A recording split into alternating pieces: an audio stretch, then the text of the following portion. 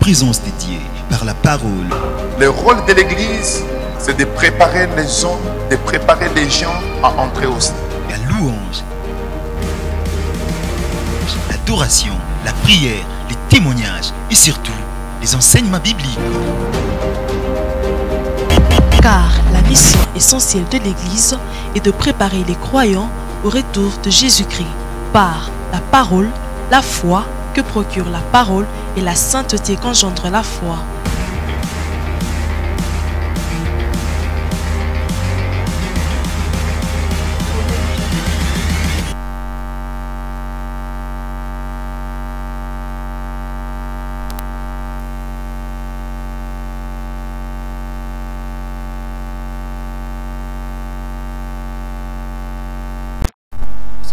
Recherchez la paix avec tous et la sanctification sans laquelle nul ne verra le Seigneur Jésus-Christ. Biblia inasema katikati ya ile usomi yenye kujulikana na Bakristo bote, ile ya kujulikana sana mwa Ibrania, ya kama mutafute salama na wote pamoja na ile utakaso, bila yenyewe mtu hawezi kumuona Kristo.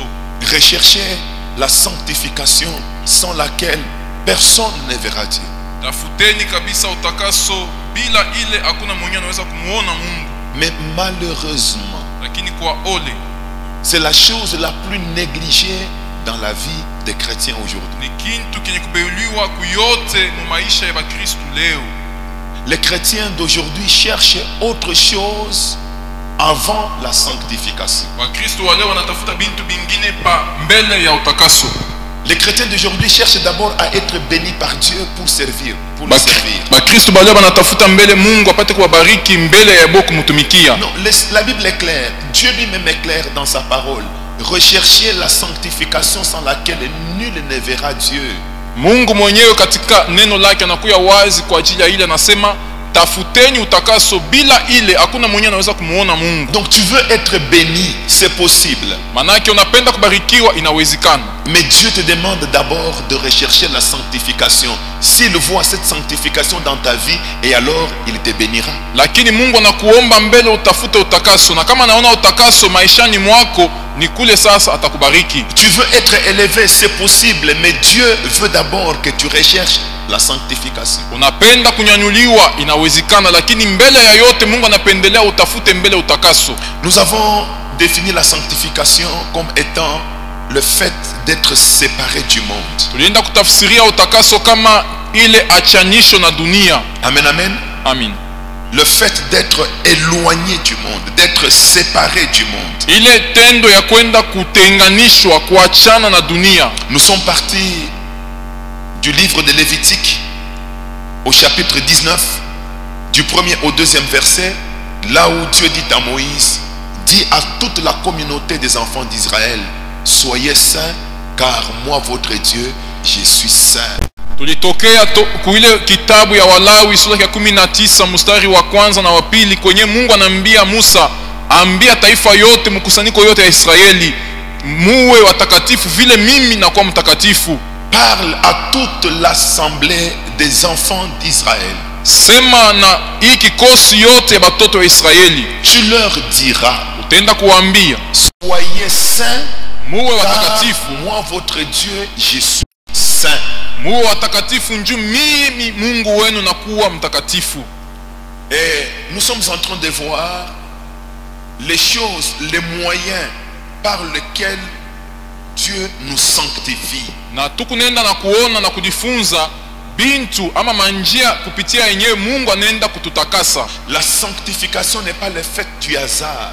Utakaso haina kintu kia ghafla. Amen, amen. Amen. La sanctification ne s'obtient pas de n'importe quelle manière. Il y a des voies par lesquelles il faut passer pour être sanctifié. Utakaso baipatake munamuna yoyote, kuna manjia kwenye nafadhali kupitia hivi upate kutakasiwa. Si vous ne passez pas par ce voie-là, eh bien, vous ne serez jamais sanctifié. Na wewe kama bado au yapita mwile manjia ile, bado au yatakasiwa. La première chose que Dieu utilise pour nous sanctifier, c'est sa parole. Na kia kwanza Mungu anatumia njoo kututakasa ni neno lake. J'ai dit, tous ceux-là qui n'aiment pas la parole de Dieu, ce sont des gens qui s'éloignent de la sanctification. Na mimi nasema wale wote benye abapendake neno la Mungu ni bantu benyewe banakuwa naenda mbali na utakaso. La deuxième chose que Dieu utilise pour sanctifier son peuple, na kintu ya pili Mungu anatumia njoo kutakasa taifa lake. La deuxième chose que Dieu a mise à la disposition de son peuple pour que ce dernier se sanctifie, na kintu ya pili Mungu anatia mbele ya taifa yake hivi taifa yake kupitia ile ipate kutakasiwa, c'est le sang de Jésus. Ni damu ya Yesu. La troisième chose, na kitu ya tatu, c'est ce que nous allons voir aujourd'hui, yenye tutaona leo, c'est l'Esprit Saint. Ni Roho Mtakatifu. Amen, amen. Amen. J'ai dit qu'il y a 5 choses que Dieu utilise, 5 choses que Dieu a mises à la disposition de son peuple pour sa sanctification. Nilisema nilienda kusema kuna bintu tano byenye Mungu anatumia, kuna bintu tano byenye Mungu anaweka mbele ya taifa yake hivi kupitia ile bapate kutakasiwa. La parole, neno, le sang de Jésus, damu ya Yesu, l'Esprit Saint, Roho Mtakatifu, la foi, imani et la prière. Na malombi. Sans ces 5 choses, bila ile bintu tano, sans ces 5 choses, bila ile bintu tano, vous ne serez pas sanctifiés. Hautatakasiwa. Ou si parmi ces 5 choses vous en négligez certaines, au katikati ya bintu tano unaenda kubeula hapo bingine, il y a des choses que vous négligez et d'autres que vous considérez, vous ne mènerez pas une vie de sainteté. Na katikati ya bintu tano kama kuna kwa bingine bile benyewe unabeula na bingine bile unabeba na faida, hautaishi maisha ya utakatifu. Si vous voulez être un homme sanctifié, un homme saint, une femme sanctifiée, bien aimée dans le Seigneur, il vous faut mettre ces 5 choses en pratique, utiliser ces 5 choses. Ukipende kuya mama au baba mutakatifu au muntu mwenye kutakasiwa, inafadhali kutumia hii bintu tano. Amen, amen. Amen. Ne négligez pas certaines de ces choses pour considérer d'autres. Non. Mushende kabeula bintu bingine katikati ya bintu tano na kubeba na faida bingine. Hapana. Prenons notre Bible. Tuchukue Biblia yetu. Allons dans 1 Corinthiens chapitre 6. Wakorinto wa kwanza sura ya 6. 1 Corinthiens chapitre 6. Wakorinto wa kwanza sura ya 6. Du 9e au 11e verset. Shairi ya 9 mpaka 11. 1 Corinthiens chapitre 6 du 9e au 11e verset, nous lisons au nom de Jésus. Amen. Ne savez-vous pas que les injustes n'hériteront point le royaume de Dieu? Ne vous y trompez pas. Ni les impudiques, ni les idolâtres, ni les adultères, ni les efféminés, ni les infâmes, ni les voleurs, ni les cupides, ni les ivrognes, ni les outrageux, ni les ravisseurs n'hériteront le royaume de Dieu. Et c'est là ce que vous étiez, quelques-uns de vous. Mais vous avez été lavés, mais vous avez été sanctifiés, mais vous avez été justifiés au nom du Seigneur Jésus-Christ et par l'Esprit de notre Dieu. Amen. Amen, amen. L'apôtre Paul écrit aux Corinthiens. Il leur dit que vous devez savoir que tous les méchants n'hériteront pas du royaume de Dieu. Bantu bote babaya abatariti ufalme wa Mungu. Les gens qui mènent une vie de débauche n'entreront pas dans le royaume de Dieu. Benye kuishi maisha ya usharati abataingia mu ufalme wa Mungu.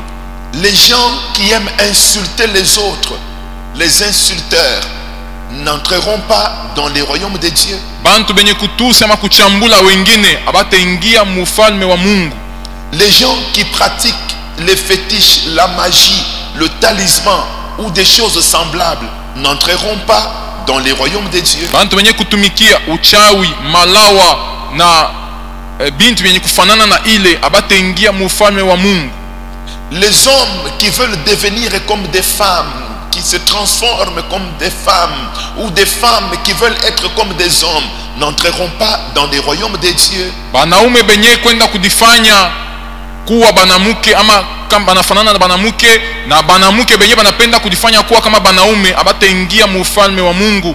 Les homosexuels, les gens de même sexe qui se marient entre eux-mêmes n'entreront pas dans le royaume de Dieu. Na aba bantu bakoana mwanamuke na mwanamuke, mwanaume na mwanaume abataingia mu ufalme wa Mungu. Et l'apôtre Paul finit en disant aux Corinthiens, Na mtume Paulo anaisha mkuambia wa Korinto, parmi vous qui êtes aujourd'hui chrétiens, vous Corinthiens, katikati yenu munakuwa leo ba Kristo mwe ba Korinto, il y a des gens qui étaient comme ceux-là dont je viens de parler. kuna bantu benye banakuwa kama bale mimi natokea kusemezea. Parmi vous les Corinthiens, Katikati yenu wa Korinto, il y a des gens, il y a des chrétiens qui autrefois, avant de donner leur vie à Christ, marchaient dans la débauche, dans l'adultère, dans l'impudicité, dans la magie, dans les fétiches. Il y a parmi vous des gens qui faisaient ces choses que je viens d'énumérer. katikati yenu mwe ba Kristo kuna bantu benye balikuya mbele ya boko amini kutoa maisha boko wa Kristo, balikuwa naishi katika bintu yote, uzinifu, busharati, bwiji, malawa, uchawi, banaishi bintu yote natokea mkutaya. Il dit mais Dieu vous a cependant aimé et vous a appelé. Lakini anasema Mungu alimipenda na alimiita. Il vous a lavé de tous ces péchés-là. Alimienda kumitakasa na ile mazambi yote. Non seulement qu'il vous a lavé, Kumitakase tu ama mais kumisafisha il tu, vous a également sanctifié par son esprit. alienda kumisafisha na kumiosha na kwenda pia kumitakasa kupitia roho wake. Vous étiez parmi ces gens-là qui commettent toutes les mauvaises choses devant Dieu. Mulikuya muwingi bale bantu benye balikuwa nafanya ile bintu yote ya mubaya kumacho ya Mungu. Vous n'étiez pas bon, vous étiez comme les autres, vous étiez méchants, comme ceux qui sont dans le monde. Amukukwe bantu bazuri, amukukwe bantu bema, mulikuwa bantu babaya kama bale bamudunia. Mais Dieu vous a appelé. Lakini Mungu alimiita. Dieu vous a lavé de tous les péchés que vous commettiez. Mungu alienda kumisafisha na mazambi yote mlikuwa natenda. Et Dieu ne s'est pas limité seulement à vous laver. Na Mungu akusimamie tu kumisafisha, Il vous a sanctifié. alienda kumitakasa, Il vous a mis à part. alimitia pembeni. Et qu'est-ce qu'il a utilisé pour vous sanctifier? Na ni nini alitumia njoo kumitakasa? L'apôtre Paul dit, il vous a sanctifié par son esprit. Mtume Paulo anasema alimitakasa kupitia roho wake. Donc l'Esprit Saint de notre Dieu Manake roho ya Mungu mtakatifu wa Mungu wetu est également un moyen par lequel Dieu nous sanctifie, par lequel Dieu nous sépare du monde, par lequel Dieu nous coupe du monde. inakuwa pia njia yenye Mungu anatumia njia kwenda kututenganisha na dunia, kwenda kutukata na dunia, kwenda kutuachanisha na dunia. Il est triste, il est malheureux de constater que les chrétiens d'aujourd'hui mènent une vie sans Saint-Esprit. Inakuwa ya ole, inakuwa ya kuleta huzuni kumoyo wakati tunaenda kuangalia kusema bakristo baleo banaishi maisha bila Roho Mtakatifu. Le Saint-Esprit n'a pas été mis à notre disposition tout simplement pour que nous puissions exercer les dons spirituels. Roho Mtakatifu Mungu asikutupatie hiyo hivi tu tupate tu kutumia paka mazawadi. Les gens pensent que le Saint-Esprit nous a été donné uniquement pour que nous puissions prophétiser, pour que nous puissions parler en langue, pour que nous puissions faire des miracles. Bantu wanazania kusema Roho Mtakatifu ilitupewa njoo tu tutimize miujiza, tupate kutabiri, tupate kusema lugha. J'ai entendu même un pasteur à la télévision en train de dire, si tu ne parles pas en langue, c'est-à-dire que le Saint-Esprit n'est pas en toi. Na nilisikia hata mchungaji mmoja kusema ku television nasema kama auseme lugha ni kusema Roho Mtakatifu haiko ndani mwako. Bien aimé, le Saint-Esprit ne nous a pas été donné uniquement pour l'exercice des dons spirituels. Wapendwa, Roho Mtakatifu haikutupewe njoo tu ya kutumikisha mazawadi ya Roho Mtakatifu. Le Saint-Esprit a une œuvre qu'il opère dans nos cœurs. Amen. Roho Mtakatifu anakuwa na kazi fulani anatenda mioyoni mwetu. Le Saint-Esprit a une œuvre qu'il opère dans nos corps, dans nos âmes, dans nos esprits. Roho Mtakatifu anakuwa na kazi fulani anatimiza ndani ya mioyo yetu, ndani ya mili yetu, ndani ya maroho yetu. L'œuvre principale du Saint-Esprit dans la vie d'un croyant consiste d'abord à les couper du monde, à les séparer du monde, à l'éloigner du monde. Kazi ya kwanza na ya kubwa mu maisha ya mtu ile Roho Mtakatifu anakuwa naye ni kwenda kumwachanisha na dunia, kumtenganisha na dunia.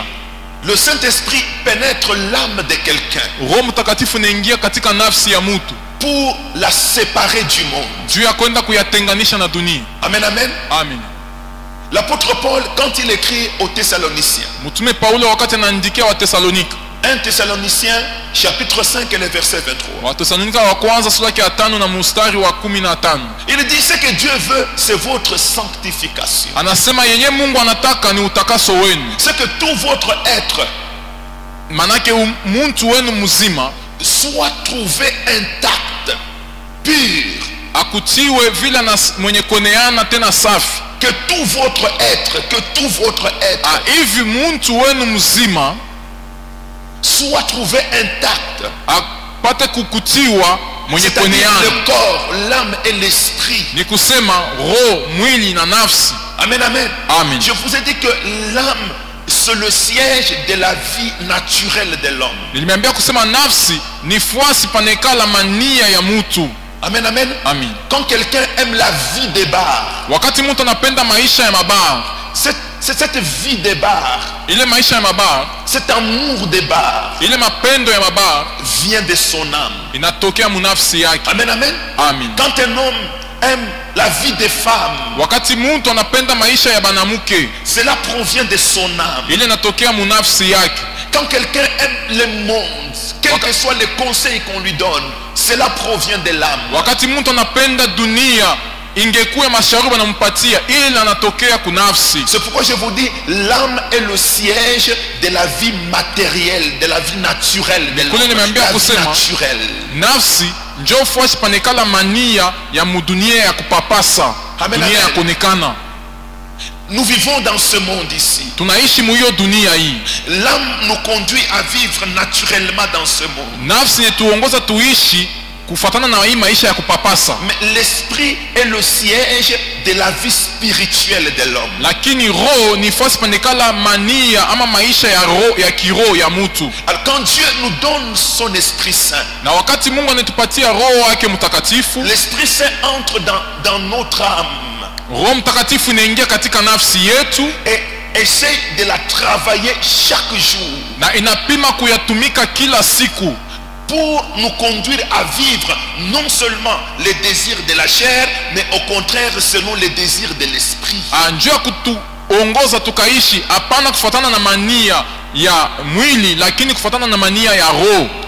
Parce qu'en vivant selon les désirs de la chair, nous péchons contre Dieu. Jumu kuishi kufuatana na mania ya mwili, tunaenda kutenda zambi mbele ya Mungu. En vivant selon les désirs de l'esprit, nous faisons ce qui plaît à Dieu. Na mkuishi kufuatana na mania ya roho, tunafanya benye kupendeza Mungu. Mais comment faire pour ne pas vivre selon les désirs de la chair? Asa namuna gani kufanya juu tushikaishi kufuatana na mania ya mwili? Que faire pour vivre non selon les désirs de la chair, mais plutôt selon les désirs de l'esprit? Namuna gani kufanya juu tushikaishi kufuatana na mania ya mwili, lakini tukaishi kufuatana na mania ya roho?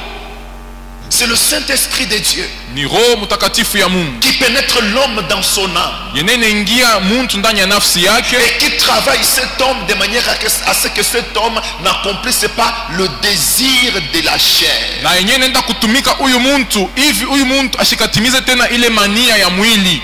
Amen, amen. Amen. En Romains au chapitre 7, Muwaroma sura yake ya 7, l'apôtre Paul dit, mais qui me séparera de ce corps des péchés? mtume Paulo anasema asa nani anaweza kunitenganisha na hii mwili ya zambi? Le bien que je veux faire, mais je ne le fais pas. Mema napenda kufanya siyafanyi.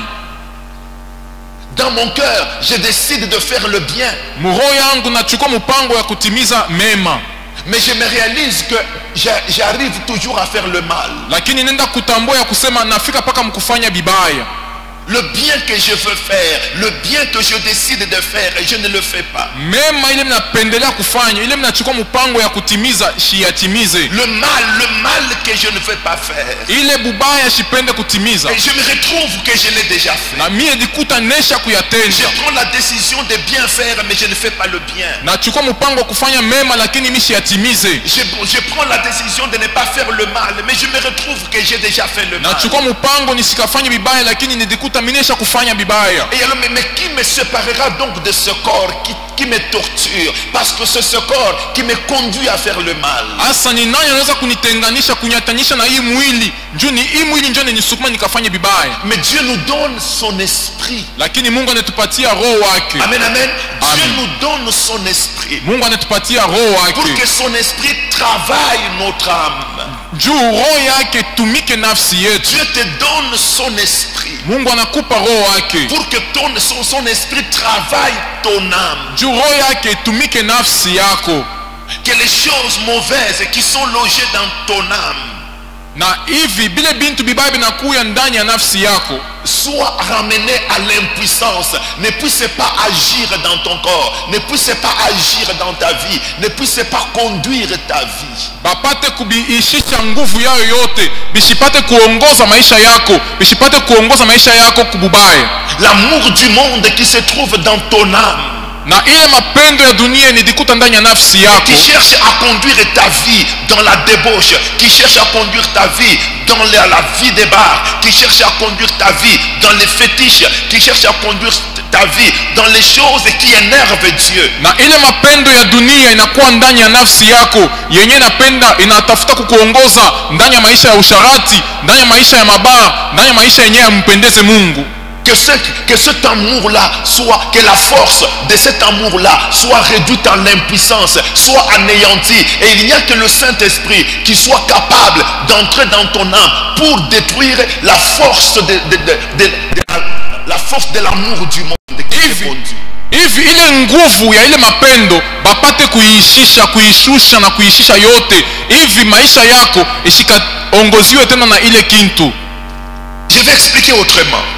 Tafsiria tena namna nyingine. Ce qui est en toi, yenye kwa ndani mwako, ce qui te pousse à faire le mal devant Dieu, yenye na kusukuma ufanye bibaya mbele ya Mungu, la force qui te pousse toujours à faire du mal devant le Seigneur, ile uwezo na kusukuma kafanye paka bibaya kumacho ya Mungu, tant que cette force là n'est pas anéantie, paka pale ile nguvu bado abaya ishisha, mais tu continueras toujours à faire le mal devant Dieu. Utendelea kumbi kufanya bibaya kumacho ya Mungu. Il faut que cette force là, inafadhali ile nguvu ile qui par moment te saisit, ile samo inakushikaka et te conduit à faire le mal, na inakusukuma kufanya bibaya. Et ce n'est que lorsque tu as fait le mal, na ni paka tu unesha kufanya bibaya, tu te réalises que tu as mal agi. Jo unaelewa kusema unafanya bibaya. Mais il faut que cette force là qui te saisit, kumbi nafadhali ile nguvu inakushikaka mwile namuna, soit détruite en toi. Bapate kuibomona ama kuishisha ndani mwako. Un pasteur a dit ceci. Mchungaji mmoja alisema hivi: si tu ne tues pas les péchés qui est dans ton corps, ces péchés là te tuera. Asema kama we auende kuua ile zambi na kwa ndani ya mwili yako, ni ile zambi ndio itakuwa wewe. Amen, amen. Amen. Le péché n'est pas en l'air. Zambi haina mumpepo. Le péché n'est pas quelque part, il t'attend. Non, le péché est dans le corps. Zambi haikaleke fashi fulani kuna kuchunga. Zambi na kwa ndani ya mwili. Ce corps que nous portons encore aujourd'hui. Hii mwili tunavoala paka leo. Même si nous sommes déjà devenus chrétiens, nous avons accepté Jésus comme Seigneur et Sauveur. Mais nous l'avons accepté dans ce corps. Ce corps ici est un corps déchu. C'est un corps dans lequel le péché habite encore. Hata kama tunaisha kuamini Yesu tunakuwa ba Kristo, tulienda kumwaminia ndani ya hii mwili. Vile tungaliki ndani ya hii mwili, ni hii mwili ndio mnakuya zambi. Zambi ngari nekala amo.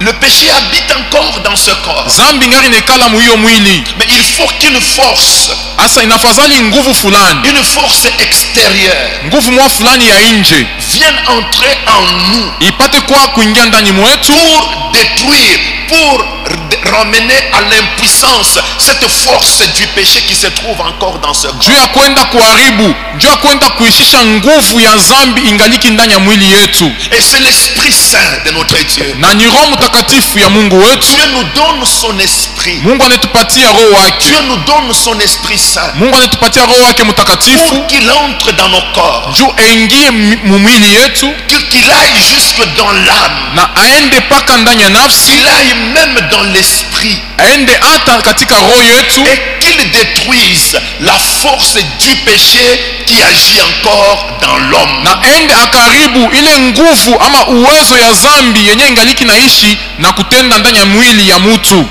Amen, amen. Amina. Lisons un peu. Tusome mbele. Romains chapitre 7. Waroma sura ya 7.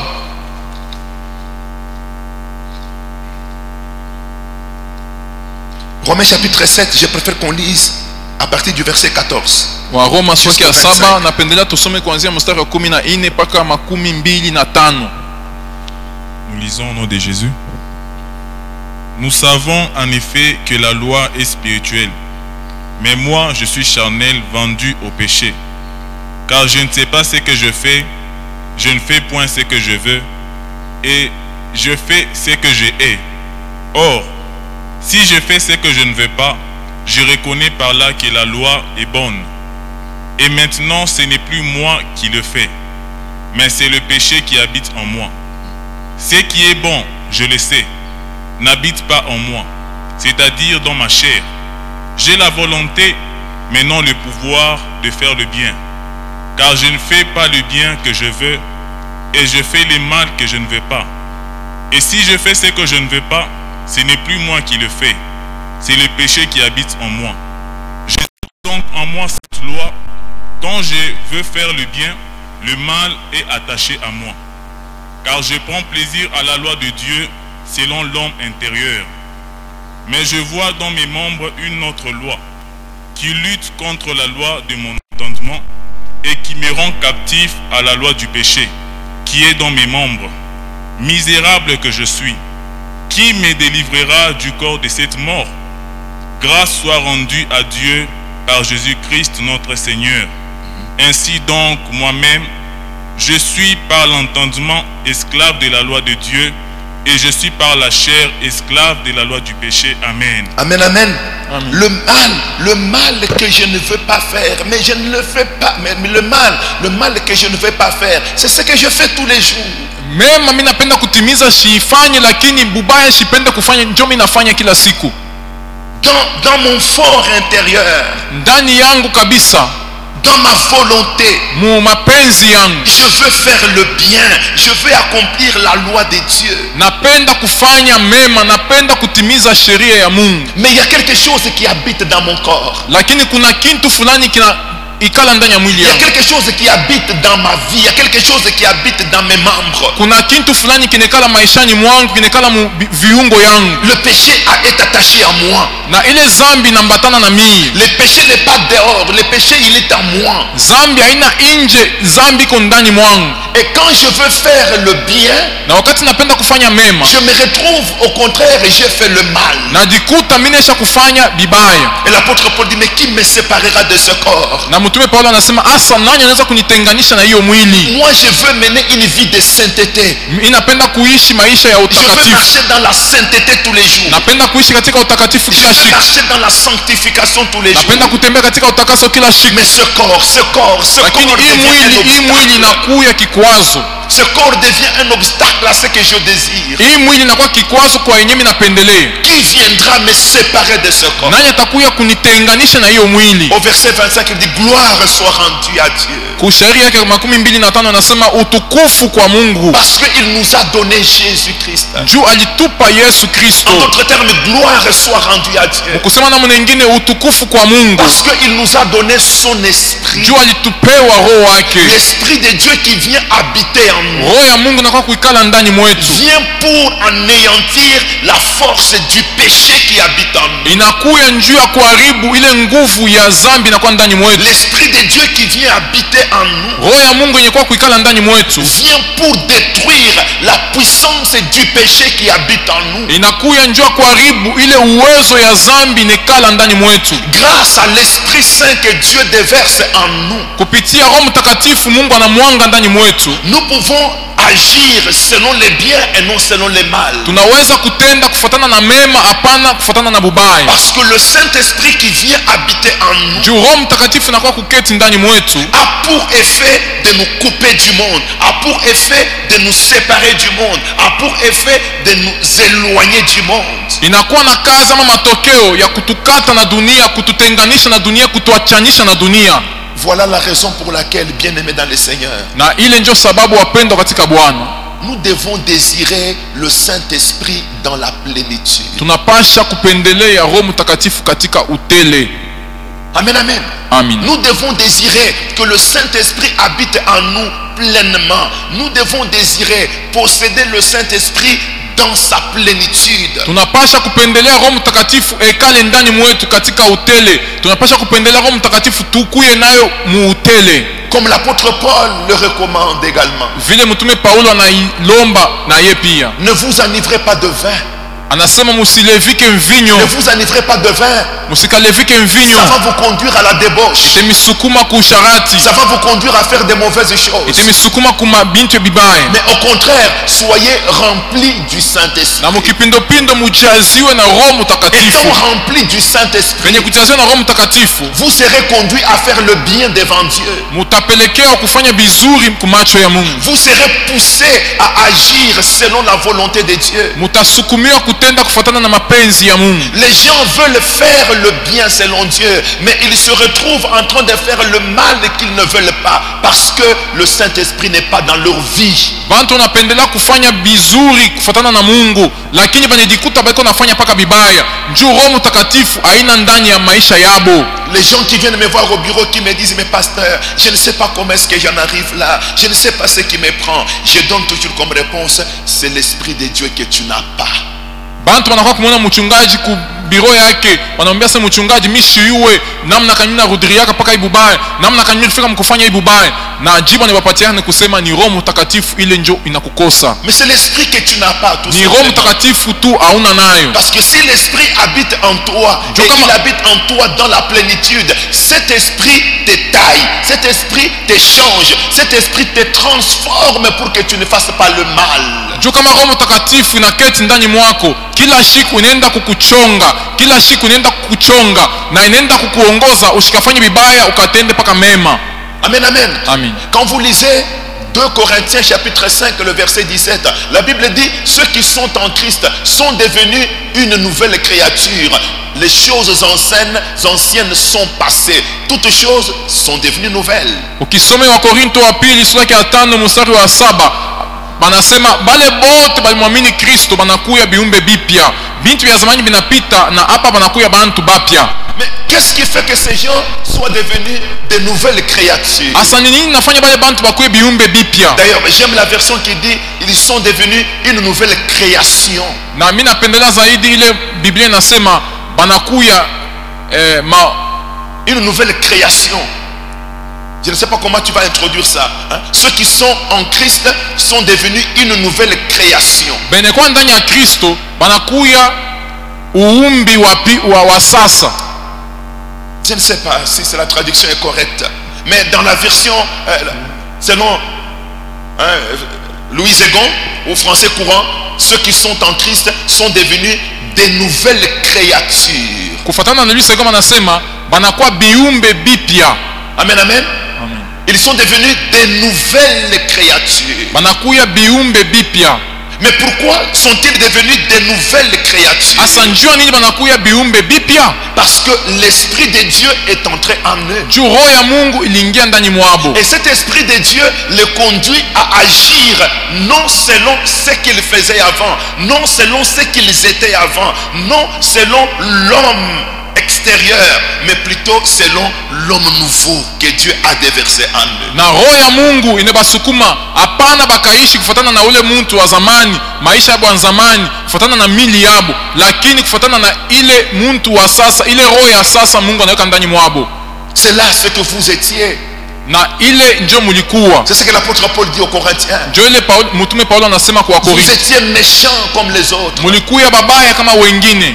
Vous étiez adultères comme les autres. Mulikuya basharati kama wengine. Vous étiez idolâtres comme les autres. Mulikuwa baabudu sanamu kama wengine. Vous étiez des efféminés comme les autres. Mulikuya bantu wa kujifanya kama banamuke, we mwanaume unajifanya kama mwanamke. Mais Dieu vous a appelé. Lakini Mungu alimiita. Dieu vous a lavé. Mungu alimisafisha. Dieu a ôté votre péché. Mungu aliondoa dhambi yenu. Et Dieu vous a sanctifié par son esprit. Dieu vous a mis à l'écart par son esprit. Dieu vous a détaché du monde et par son esprit. Dieu vous a coupé du monde et par son esprit. Na Mungu alienda kumitakasa kupitia roho yake. Mungu alienda kumitenganisha na dunia kupitia roho yake. Alienda kumikata na dunia, alienda kumiachanisha na dunia kupitia roho yake. Lisons encore un autre passage dans le même sens. Tusome tena usomi ingine inasema mambo moya moya. Cette fois-là, allons lire 1 Pierre. Bali tutenda kusoma wa Petro wa kwanza. 1 Pierre chapitre 1er et le verset 2. Petro wa kwanza sura yake ya pili. Nous lisons 1 Pierre. 1 Pierre Petro wa chapitre kwanza 1er sura ya kwanza du 1er au 2e verset. shairi ya kwanza mpaka ya pili. Nous lisons au nom de Jésus. Amen.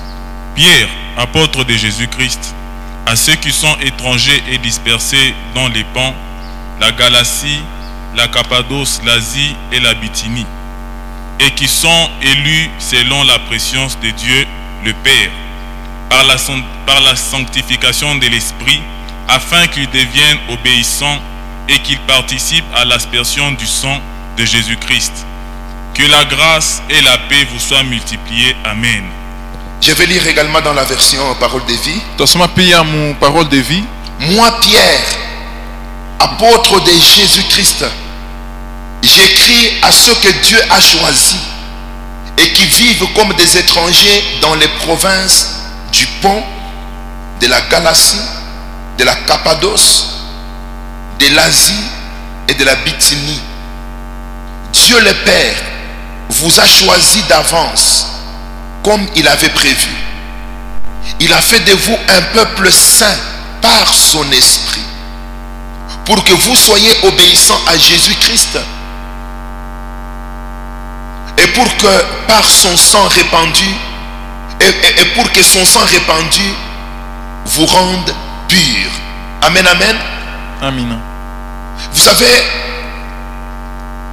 après la Pentecôte, Munaya kisha Pentecote, une grande persécution avait commencé contre les chrétiens. mangamizo kubwa ikaanza juu ya Wakristo. Et les apôtres et d'autres personnes étaient obligés finalement de fuir Na mitume Jérusalem. na bantu bengine balikuya balipasha kukimbia Yerusalema. Même l'apôtre Paul s'est retrouvé en dehors de Jérusalem. Quand l'apôtre Pierre, quand l'apôtre Pierre écrit cette lettre, il n'est pas lui-même à Jérusalem. Il est en dehors de Jérusalem. Il a fui Jérusalem à cause de la persécution. Hata mtume Petro ye mwenyewe alijikuta anesha kutoka mu mji wa Yerusalema. Wakati anaandika barua eko nje ya mji wa Yerusalema. Les chrétiens étaient arrêtés, torturés, battus, tués même. Wakristo walikuwa nafungwa, banawapika na hata kuuawa. Alors là où il était, Asa kwenye alikuwa, l'apôtre Paul écrit cette lettre qui est destinée aux chrétiens qui sont éparpillés, qui sont en train de fuir Jérusalem, qui sont en train d'aller par-ci et par-là. na kwenye alikuwa mtume Petro anaandika hiyo barua yenyewe, aliandikia bale bakristo walikuwa wenye kuzambalala huku na kule. Il leur dit, je vous écris cette lettre à vous, chrétiens. Anasema nimeandikia hiyo barua mwe bakristo, Vous qui êtes des étrangers dans ce monde. mwe benye kuya bageni mu hiyo dunia. Parce que le monde ici ne vous appartient pas. Juu hiyo dunia haiko yenu. Je vous écris cette lettre pour que vous soyez, où que vous soyez, que vous sachiez Nimeandikia hiyo barua hivi kwenye kokote munedikuta mupate kujua que Dieu vous a appelé avant même la fondation du monde. ya kama Mungu alimiita mbele hata ya kutia misingi ya hiyo dunia. Même si vous êtes en train de souffrir aujourd'hui dans le monde, Hata kama leo munakuwa na teso mu hiyo dunia, on vous bat injustement, banimipika bila mambo, on vous jette en prison sans aucun problème, banimifunga bila mambo, on vous arrache vos biens, baniminyanganya bintu yenu, et certains sont lapidés, certains sont mis à mort. na wengine wanawawa mkupikiwa mawe. Au-delà de toutes les souffrances que vous subissez actuellement, Kutosha ile mateso yote munapata hapa sasa. vous devez savoir que Dieu vous connaît avant la fondation du monde. Vous devez savoir que Dieu vous a choisi avant même que le monde ne soit créé. Juu ya ile mateso yote munapata hapa sasa, muko naishi hapa sasa, munapasha kuyua kusema Mungu alimichakua, alimijua mbele hiyo dunia ipate kuumbiwa. Et Dieu vous a retiré de ce monde où vous souffrez aujourd'hui Na Mungu alimitosha mu hiyo dunia mwenyewe munateseka leo, pour vous sanctifier. juu ya kumitakasa. Il vous a sanctifié au moyen de sa parole. Alienda kumitakasa kupitia neno lake, Pour que vous puissiez être obéissant à Jésus-Christ. hivi mupate kuwa watiifu kwa Yesu Kristo. Dieu vous a sanctifié, il insiste. Dieu a fait de vous un peuple saint au moyen de son esprit. Dieu a utilisé son esprit pour faire de vous un peuple saint, un peuple qui lui appartient. Il a utilisé son esprit pour que vous lui apparteniez. Na anapika hapo mkazo nasema Mungu alimipatia roho yake hivi afanye mwe mkuwe taifa takatifu, mupate kwa taifa lake mwenyewe. La parole de Dieu, qu'est-ce que je dis? Le Saint-Esprit est donc un moyen que Dieu utilise pour nous sanctifier. Na Roho Mtakatifu inakuya njia ama kitu kenye Mungu anatumia njia kututakasa. Et même si j'ai dit que le premier élément que Dieu utilise pour nous sanctifier, c'est sa parole, mais cette parole-là est puissante pour nous sanctifier parce que le Saint-Esprit est en son sein, parce que le Saint-Esprit agit au travers de cette parole-là. Na hata kama nilisema njia ya kwanza ama kitu kia kwanza Mungu anatumia njia kututakasa ni neno lake, lakini ile neno inakuwa inatutakasa njia nini? Njoo ndani ya ile neno mnakuya ile uwezo, mnakuwa ile Roho Mtakatifu anakuwa na uwezo ya kututakasa. Rappelez-vous, j'ai dit ceci. Mkumbukeni nilisema hivi. Il y a 5 choses que Dieu utilise pour nous sanctifier. Kuna bintu tano Mungu anatumia njia kututakasa. La première chose c'est la parole. Kitu ya kwanza ni neno. La deuxième chose c'est le sang de Jésus. Kitu ya pili ni damu ya Yesu. La troisième chose c'est le Saint-Esprit. Na kitu ya tatu ni Roho Mtakatifu. La quatrième chose c'est la foi. Ya ine ni imani. La cinquième chose c'est la prière. Na ya tano ni malombi. 5 choses que Bintu Dieu tano utilise pour nous sanctifier. benye Mungu anatumia njia kututakasa. 5 choses que Dieu a mises à notre disposition pour que nous soyons sanctifiés. Bintu tano Mungu alitupatia hivi tupate kutakasiwa. J'ai classé les choses de cette manière-là pour des raisons pédagogiques. Nilipanga bintu mwile namuna njuu ya kufasiria namuna kufundisha. Amen, amen. Juste pour que nous puissions comprendre ce qui est en train de se faire. Njuu tu tuelewe bintu yenye bitu nafanyika. Mais à travers toutes ces 5 choses-là, Lakini kupitia bintu tano yote l'esprit est au centre. roho inakuya pakatikati. Amen, amen. L'esprit est au centre. Roho inakuya pakatikati. Si la parole de Dieu est capable de toucher un homme et de le changer, de toucher un homme et de transformer sa vie, de toucher un homme et de le détourner des mauvaises voies qu'il suivait avant, c'est parce que dans cette parole-là, il y a la puissance de Dieu qui est le Saint-Esprit. Kama neno la Mungu inakuwa na uwezo ya kushika muntu na kumutosha kudunia, ya kushika moyo ya muntu na kumubadilisha na kumugeuza kumutosha kuzambi, ni njumu ile neno ile munakuya uwezo ya Mungu inakuwa Roho Mtakatifu.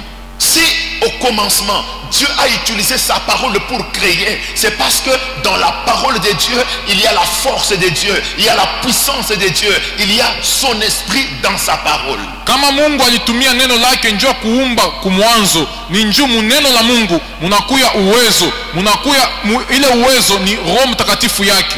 Que la lumière soit, nuru iwe, et la lumière fut. na nuru ikakuwa. Dieu a tout simplement parlé. Dieu Mungu a tout alisema simplement tu. ouvert sa bouche, il a parlé. Mungu alifungula tu kinywa yake anasema. Il a dit que la lumière vienne, Anasema nuru ikuye et la lumière est venue. na nuru ikakuja. Que la lumière se manifeste, et la lumière s'est manifestée. Nuru ionekane na nuru ikaonekana.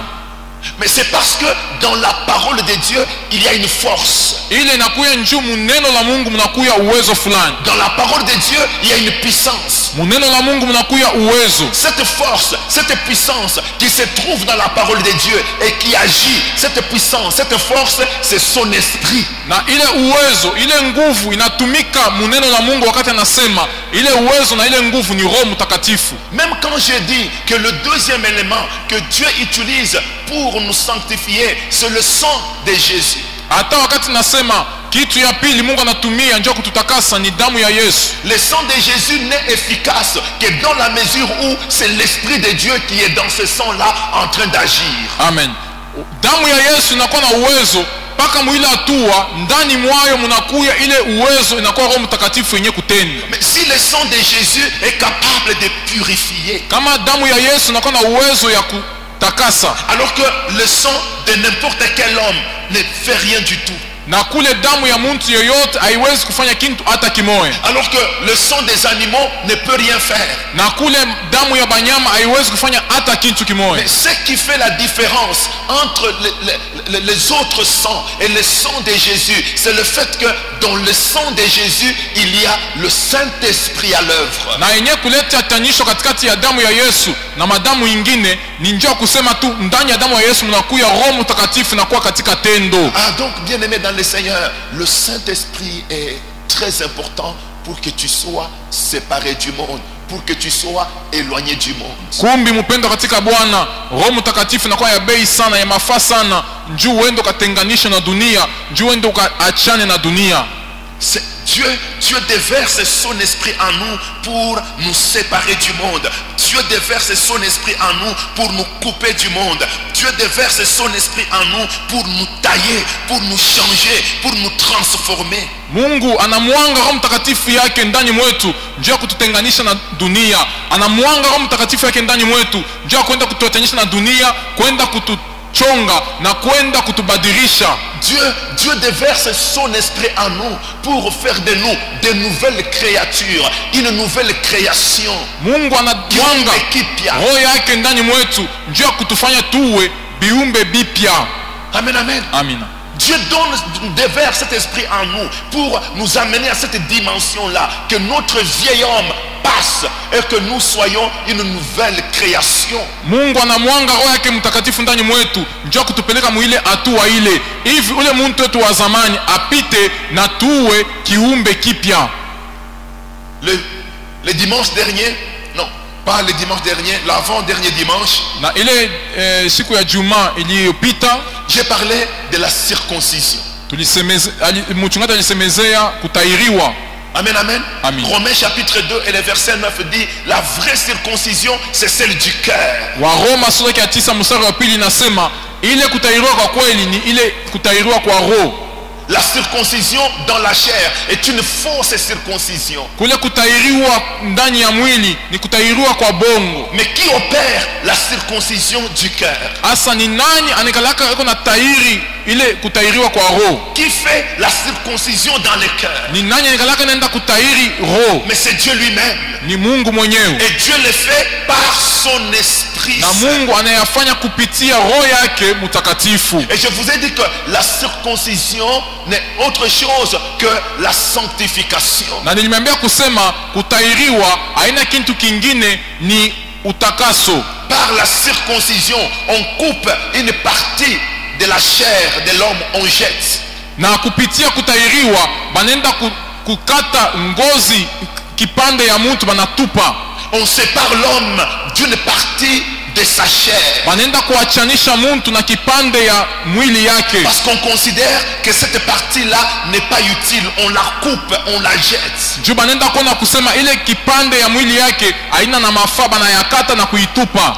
Par la circoncision du cœur, na kupitia kutairiwa kwa roho, Dieu coupe dans nos cœurs Mungu anakata mumioyo yetu ce qui est inutile ile haina na mafaa mu maisha yetu, ce qui est inutile yenye haina na mafaa dans notre marche avec Dieu, mwendo yetu pamoja na Mungu, ce qui vient embrouiller yenye nakuya kuharibisha notre relation avec Dieu. kupatana uhusiano wetu na Mungu wetu. Dieu coupe celle-là, Mungu anakata ile, il le jette. anayatupa. Comme dans la circoncision de la chair, on coupe une partie de la chair, on trouve que cette partie de la chair est inutile, on jette ça. Et Dieu, dans ta relation avec toi, il vient couper ce qui est inutile, il le jette, il le coupe dans ton cœur, il le coupe dans ton âme, dans ton esprit, il coupe cela. Na vile kutairiwa kwa mwili banakata kipande ya mwili, banaona sema ina na mafaa na banaitupa. Na kutairiwa kwa roho ni Mungu mwenyewe anakuwa kutairi ndani ya roho yako, ndani ya nafsi yako, ndani ya mwili yako, anatosha ndani ya maisha yako, anatosha ile yenyewe anaona sema aina na mafaa, aitengeneze, aiendeleshe mzuri uhusiano wake naye. J'insiste là-dessus. Napika po mukazo. Quand on circoncis un enfant, wakati banatairi mtoto, la partie de la chair qu'on coupe et qu'on jette. ile kipande ya mwili banakata na kutupa, Mais c'est tout simplement parce qu'on considère que cette partie-là n'a pas de valeur. Cette partie-là est inutile. ni njutu banaona kusema ile kipande ya mwili haina na mafaa, ile kipande ya mwili haina na kazi, Cette partie-là est même susceptible d'engendrer certaines maladies. na ile kipande ile inaweza hata kuleta magonjwa fulani. Parce que quand cet enfant ne se lave pas bien, certaines infections peuvent rester dans cette partie de la chair-là et le rendre malade. Il peut même en mourir. C'est quelque chose qui peut le détruire. C'est quelque chose qui peut le tuer. Alors on coupe cela et on jette. On le sépare de ce qui est inutile. On le sépare de ce qui peut détruire sa vie. Banaona ya kama ile kipande ya mwili haina na mafaa na bakiache, kama mtoto shinawe mzuri, buchafu unaweza kubakiamo, ile mamikrobi inaweza kuleta magonjwa na mtoto anaweza kufika hata mkufwa. Banaona sema ni kitu kibaya kinaweza kumletea hata lufu, banakikata na kukitupa. En allant se laver à la rivière, Mukwenda kunawa mutoni, en se jetant dans l'eau sale, mukwenda kuditupa mumai des buchafu. infections à cause de cette partie de la chair là, des infections, des microbes peuvent rester dans le corps de cet enfant et détruire sa vie. Juu ya ile kipande ya mwili buchafu ama mamikrobi inaweza kuingia mwili ya yule mtoto kubakia pale na kualabisha maisha yake. Et alors pour sauver cet enfant, Na njoo kuokoa huyu mtoto, coupons cette partie inutile, tukateni hii kipande ya shipo jetons mafaa, cette partie inutile, tutupeni hii kipande ya shipo mafaa, parce que ça dérange la vie de cet enfant. juu inakuwa na uzi maisha ya huyu mtoto. Dans ta relation avec Dieu, Uhusiano wako na Mungu wako, Dieu vient couper ce qui dérange cette relation-là. Mungu anakuwa kukata ile yenye ina uzi ile uhusiano ile. Dieu vient te séparer des choses qui dérangent ta relation avec lui. Mungu anakuwa kukuachanisha na ile binti vinakuwa na uzi ile uhusiano wako naye. Dieu fait alors à ce moment-là la circoncision de ton âme. Il fait la circoncision de ton esprit, de ton cœur. Na pale Mungu anaenda kufanya anaenda kukutahiri katika roho, anaenda kukutahiri katika nafsi. Amen, amen. Amina. Il te sépare. Anakuachanisha. Et ce que Dieu utilise pour te séparer, Na yenye Mungu anatumia njoo kwenda kukuachanisha. ce que Dieu utilise pour te circoncire le cœur, Yenye Mungu anatumia njoo kwenda kutahiri roho, Dieu utilise son Esprit Saint. Mungu anatumia roho wake mtakatifu. Amen, amen. Amen. Donc le Saint-Esprit bien-aimé dans le Seigneur est d'une importance indescriptible dans notre vie. Nous devons prier pour le Saint-Esprit. Nous devons jeûner pour obtenir le Saint-Esprit. Nous devons chercher le Saint-Esprit jour et nuit dans notre vie. Manake roho mtakatifu wapendo inakuwa na mafaa kubwa sana maisha yetu, hatuwezi hata kuifasiria. Tunapasha kuiombea sana, tunapasha kufunga hata chakula na kwenda kuomba hivi tupokee roho mtakatifu. Mais il y a des églises où on ne prie jamais pour posséder le Saint-Esprit. Na kuna makanisa kwenye baombake njoo kupokea roho mtakatifu. Mais ce sont des églises remplies des incirconcis. Ni makanisa yenyewe na jana bantu benye bayatairiwa. Ce sont des églises remplies des gens qui ne sont pas séparés du monde. Ni makanisa yenyewe na jana bantu benye bayatenganishwa na dunia. Amen, amen. Amen. Et de telles personnes ne verront pas Dieu. Na bantu bavila batamuona Mungu. Parce que la Bible dit, recherchez la sanctification sans laquelle nul ne verra Dieu. Ndio Biblia inasema mutafuteni utakaso, bila ile hakuna mwenye anaweza kumuona Mungu. Mais ce qui fera que tu sois sanctifié, c'est le Saint-Esprit en toi qui te sanctifie. Asa yenyewe naweza kufanya wewe uwe utakasiwe ni Roho Mtakatifu ndani mwako ndio inakutakasa. Nous devons rechercher le Saint-Esprit tous les jours. Tunapasha kutafuta Roho Mtakatifu kila siku. Nous devons prier pour avoir le Saint-Esprit dans la plénitude. Tunapasha kuomba njoo kupata Roho Mtakatifu katika hoteli. Beaucoup d'autres choses que tu fais, ces choses-là tomberont. Tu n'y reviendras pas les jours où le Saint-Esprit habitera en toi pleinement. Na bintu mingi benye unafanya bya bibaya na unarudiria amo au ufike mkubiacha bitanguka na kushimama siku Roho Mtakatifu katika hoteli itekala ndani mwako. Rappelez-vous l'enseignement que j'ai donné au mois de juin sur l'œuvre du Saint-Esprit dans l'homme. Kumbukeni mafundisho mchungaji alileta mu mwezi ya sita juu ya kazi ya Roho Mtakatifu ndani ya mtu. Cet enseignement que nous avions tiré du livre du prophète Ézéchiel au chapitre 47. Ile mafundisho ilitoka mwa Ezekiel sura ya 47. Ézéchiel qui a vu l'eau qui sortait du sanctuaire. Ezekiel mwenye aliona mai kunatoka mwekalu. Rappelez-vous encore cette image-là. Quand cette eau-là était en train de sortir du sanctuaire. Wakati ile maji ilikuwa natoka kule kuhekalu.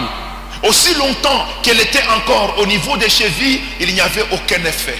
Na wakati ilikuwa ingaliki kuchini kubilole kumikulu akukue matokeo. Lorsqu'elle était montée au niveau des genoux, il n'y avait pas d'effet non plus. Wakati ikapanda kufika magoti akukue pia matokeo. Étant montée jusqu'au niveau de la hanche, il n'y avait toujours pas d'effet. Wakati ikapanda kufika hata mukifua akukue paka matokeo. Mais quand cette eau était devenue un torrent, difficile à traverser, impossible à traverser à la nage, Lakini wakati ile maji ikakuya ya mingi na kuwa mutoni kubwa yenye abawezi kutambuka muku na sanfi, c'est lui qui était avec Ézéchiel lui dit, mwenye alikuwa na Ezekia anamwambia, cette eau qui est devenue un torrent anamwambia Ezekieli ya kusema hii maji nakuya mtoni kubwa ama bahari ira se jeter dans la mer morte. itenda kujitupa muile bahari ya kufwa, Elle assainira cette mer morte. na itenda kusafisha ile bahari yenye kufwa, Elle purifiera cette mer morte. itenda kusafisha ile bahari yenye kufwa.